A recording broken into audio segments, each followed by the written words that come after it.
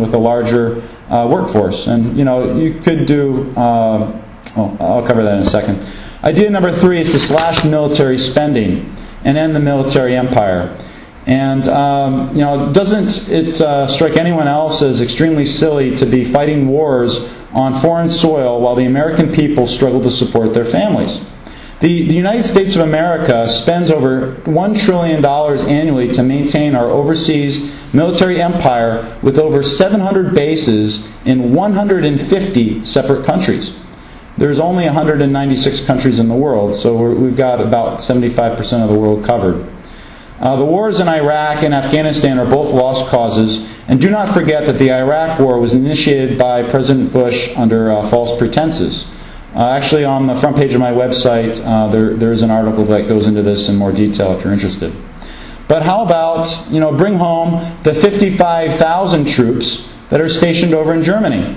Bring home the 40,000 troops that are in South Korea. Bring home the 40,000 troops in Japan. Declare World War II as over. Declare the silly war on terror as over. Some veterans will, of course, need assistance due to PTSD, war wounds, etc., and they need to be treated properly. But in my opinion, no matter how expensive as well, since this is owed by the American people, this returning the troops abroad would also result in a consumer spending boost around the base's local areas. Any unnecessary soldiers could be returned to the private sector, and this would reduce the tax burden, because as taxpayers, or after school, or if you're working currently, you're actually paying for the salaries of soldiers, and they're not creating iPods and whatever else we have for wealth. What this basically does is it reduces the tax burden on the taxpayer to finance an army in the field. And it will also result in a net increase in economic output when the citizen finds employment. Idea number 4, undisguised aid to individuals and families who need it. And I wish to be pretty specific here and frank. And our politicians have committed to, and to a large extent, we the people currently desire and will need a social safety net. And although I'm an enemy of the welfare state, I'm socially pretty liberal, and I don't see any excuses why our fellow Americans should not have food or shelter. But however, make no mistake, the ultimate goal should be to phase the welfare state out, which can be done over a larger time frame with the phase-outs of the bankrupt Social Security plan, which has over $17 trillion per the Federal Reserve, over $17 trillion in unfunded liabilities, and the Medicare plan has over $85 trillion, with a T, dollars in unfunded liabilities. So again, liabilities is what you have to pay out. It's unfunded liabilities, so it's in addition to the current liabilities that they have.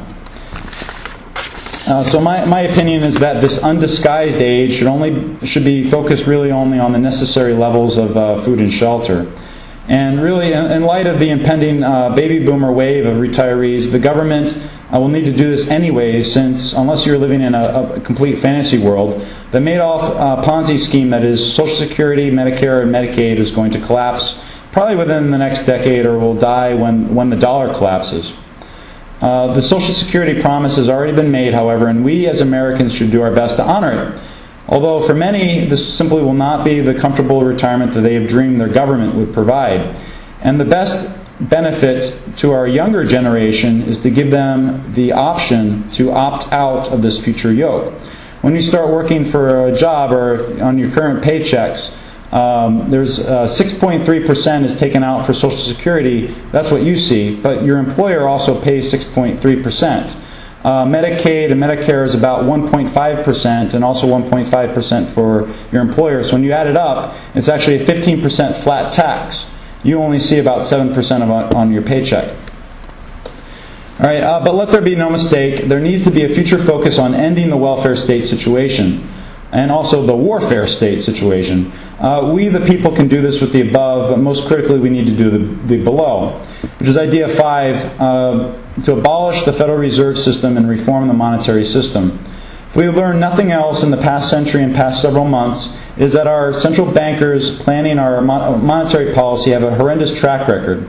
There is no better example of central economic planning error upon grievous error than in the track records of former Fed Chairman Alan Greenspan and the contemporary Chairman Ben Bernanke. Fiat, and again, fiat means basically by decree, so you say that, this is money. Fiat currency, fiat Federal Reserve notes, can be replaced by fiat United States notes issued from the U.S. Treasury on a one-for-one basis immediately, and our country and our world will be much the better for it. Now, America has really forgotten what money truly is, and actually this is, in my mind, this is one of the real true reasons for our current financial and economic crisis. The wild growth of over-the-counter derivatives would simply not have been possible with honest money. The Founding Fathers explicitly stated in Article 1, Section 10 of our United States Constitution, we have copies for free after the talk, which is still law, it's still lawful, that basically all the gold and silver coins may be used as lawful money. And the dollar, in fact, is defined as a specific mass of silver. And this definition has never been amended.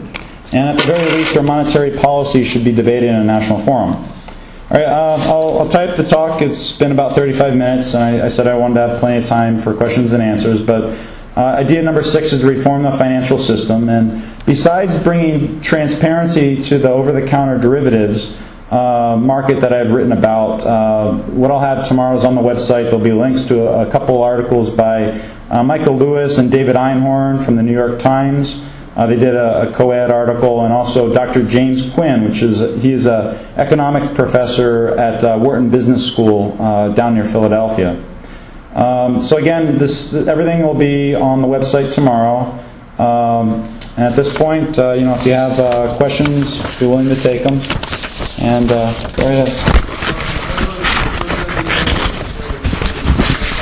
Correct. How would that specifically affect the integrity and structure of America's current social classes? Sure, and to answer that, we have to go a little bit more into detail. And let me quick see if I have this slide here. I actually don't think I do. Okay. I don't have it in this presentation. Really, like I said, you can't really, if you're going to have this military empire abroad, and again, it does cost about $1 trillion, you can't really have both. Like if you're going to say, we need to have this military empire and we need to have these wars abroad, which is the opinion of some people, then I guess I can say, you can't really have an income tax. But if you really cut back, and this is one of the key things to actually understand, is that I said the government collects $3 trillion, but only out of that money, only 2%, $67 billion, is used to run the entire White House, the entire executive branch, the entire Congress, the entire Supreme Court, the FBI, and the federal court system. That only cost $67 billion, and I say only because we could probably cut that in half.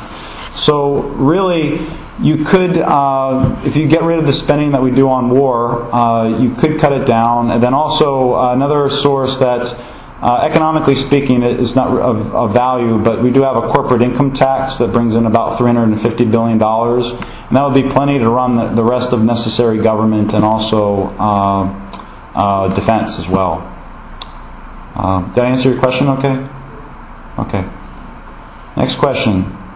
Please. What sort of defense do you envision? Defense as military defense? Yes. Sure.